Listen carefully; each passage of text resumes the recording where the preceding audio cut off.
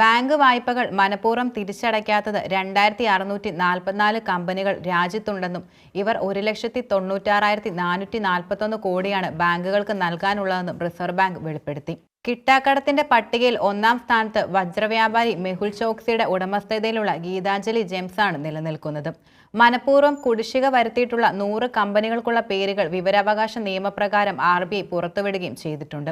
ഇത് പ്രകാരം ഗീതാഞ്ജലി ജെംസ് 8,516 കോടിയാണ് ബാങ്കുകൾക്ക് പ്രധാനമായും നൽകാനുള്ളത്. പഞ്ചാബ് നാഷണൽ ബാങ്കുമായി ബന്ധപ്പെട്ട വായ്പാ തട്ടിപ്പിന് നടത്തിയതിന് FIR രജിസ്റ്റർ ചെയ്തതിന് പിന്നാലെ മെഹുൽ ചോക്സിയും അനന്തരവൻ നീരവ് മോദിയും 2018 ഇന്ത്യ വിടുകയും ചെയ്തിരുന്നു. രണ്ടാം സ്ഥാനത്ത് ABG ഷിപ്പ് യാർഡ് 4,684 കോടി ബാങ്കുകൾക്ക് നിലവിൽ നൽകാനുണ്ട്.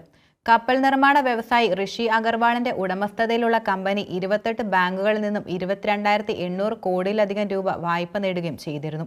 2022 ഋഷി അഗർവാളിനെ CBI അറസ്റ്റ് ചെയ്യുകയുമുണ്ടായി. രാജ്യത്തെ ഏറ്റവും വലിയ ബാങ്ക് വായ്പാ തട്ടിപ്പ് കേസുകളിൽ ഉൾപ്പെടുന്ന ഒന്നുകൂടിയാണിത്. കോൺകോസ്റ്റ് സ്റ്റീൽ ആൻഡ് പവർ 3,557 കോടി, എയറ ഇൻഫ്ര എഞ്ചിനീയറിംഗ് 3,507 കോടി, SCL ആഗ്രോ 3,367 കോടി, വിൻസം ഡയമണ്ട് ആൻഡ് ജുവലറി 3,356 കോടി, ട്രാൻസ്ട്രോയിഡ് 3,261 കോടി, റോട്ടോമാക്സ് ഗ്ലോബൽ 2,894 കോടി, സൂം ഡെവലപ്പേഴ്സ് 2,217 കോടി, യൂണിറ്റി ഇൻഫ്രാ പ്രോജക്ട്സ് 1,987 കോടി എന്നിങ്ങനെയാണ് പ്രധാനമായി വായ്പകൾ തിരിച്ചടയ്ക്കാത്ത പട്ടികയിൽ ഉൾപ്പെടുന്ന മുൻനിര സ്ഥാപനങ്ങൾ. വായ്പ മനഃപൂർവ്വം തിരിച്ചടയ്ക്കാത്തവരുടെ എണ്ണം 2020 മാർച്ചിൽ 2,154 കോടിയായിരുന്നു.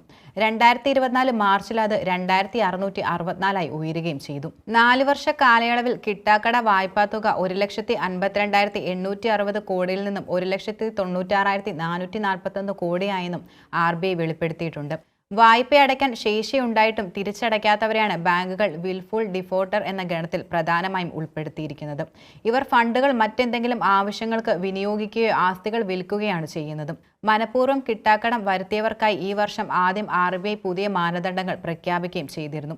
25 ലക്ഷവും അതിനു മുകളിലും കുടിശ്ശികയുള്ള എല്ലാ നിഷ്ക്രിയ ആസ്തി അക്കൗണ്ടുകളിലും ഇത്തരം വീഴ്ച വരുത്തുന്നവരുടെ വിവരങ്ങൾ പരിശോധിക്കാൻ ബാങ്കുകളോട് ആവശ്യപ്പെടുകയും ചെയ്തിട്ടുണ്ട്.